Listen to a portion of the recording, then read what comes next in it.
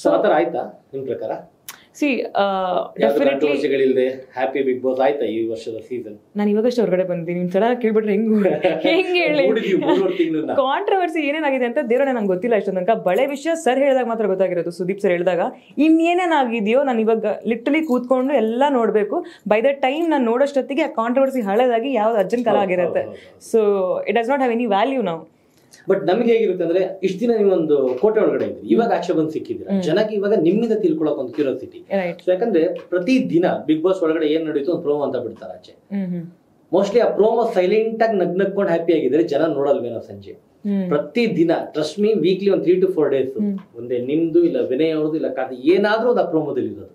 ಮತ್ತೇನೋ ಆಗಿದೆಯಲ್ಲ ಗುರು ಅಂತ ಸಂಜೆ ಕೂಡ ಇಲ್ಲ ಒಂದ್ ಕಡೆ ಒಳ್ಳೆ TRPನೂ ಕೊಟ್ಟಿದ್ದೀರಾ. ಜನ ಇಷ್ಟು ದೊಡ್ಡ ಮಟ್ಟಕ್ಕೆ ಆ ಶೋನ ನೋಡಕ್ಕೆ ನಿಮ್ದೆಲ್ಲ ಕಾಂಟ್ರಿಬ್ಯೂಷನ್ ಇದೆ. ಬಟ್ ನೀವ್ ಅನ್ಕೊಂಡು ಹೋಗಿದ್ದು ಹ್ಯಾಪಿ ಬಿಗ್ ಬಾಸ್ ಅಂತ, ಬಟ್ ಹೊರಗಡೆ ಬೇರೆ ತರನಾಗಿದೆ, ಬಟ್ ಸಕ್ಸಸ್ಫುಲ್ ಆಗಿದೆ ಆಕ್ಚುಲಿ.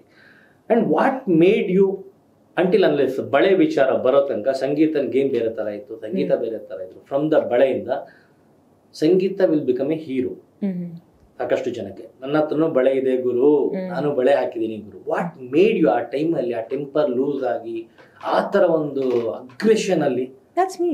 ಅಂದ್ರೆ outside also, ya I mean like any situation ಅಂದ್ರೆ see I don't know how you are taking it, but ನಾನು ಹೇಗೆ ಅಂದ್ರೆ ನನಗೇನಾದ್ರೂ ತಪ್ಪು ಅನಿಸ್ತಾ ಇದೆ ಅಂದ್ರೆ ನಾನು ಅದಕ್ಕೆ ವಾಯ್ಸ್ ಔಟ್ ಮಾಡ್ತೀನಿ.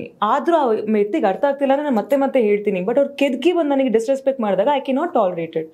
Simple as that. ನನ್ನ ಪರ್ಸನಾಲಿಟಿ, ನಾನು ಚಿಕ್ಕ ವಯಸ್ಸಿಂದ ಹಾಗೆ. ನನ್ನ ಸ್ಕೂಲಲ್ಲೂ ಸುಮಾರು ಜನ ಪಡ್ತಿದ್ದೀನಿ, ಅದೆಲ್ಲ ಇದೆ.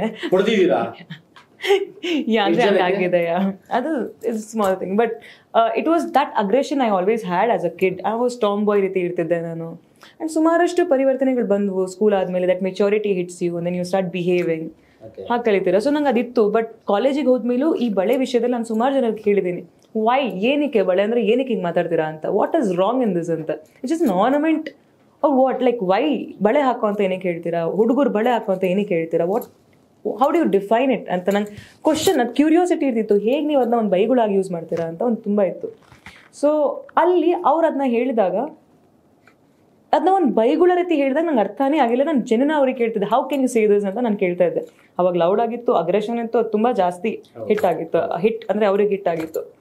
ಸೊ ಆ ಪಾಯಿಂಟಲ್ಲಿ ದೆರ್ ವಾಸ್ ನಥಿಂಗ್, ಲೈಕ್ ನಾನು ಏನೂ ಯೋಚನೆ ಮಾಡ್ತಾ ಇರಲಿಲ್ಲ. ಇಟ್ ಕೇಮ್, ಅದು ಹೇಗೆ ಬಂತು ಹಾಗೆ ನೀವು ನೋಡಿದ್ದೀರಾ. ಇವಾಗ ನಾನು ನೋಡ್ಬೇಕು ಹೇಗೆ ಬಂದಿದೆ ಅಂತ. ಇವತ್ತಿಗೂ ತಿರುಗಿ ನೋಡಿದ್ರೆ I still stand with that. ಇವತ್ತಿಗೂ ಅಂಥದ್ದು ಏನಾದರೂ ಇನ್ಸಿಡೆಂಟ್ ಆದರೆ I will still react the same way.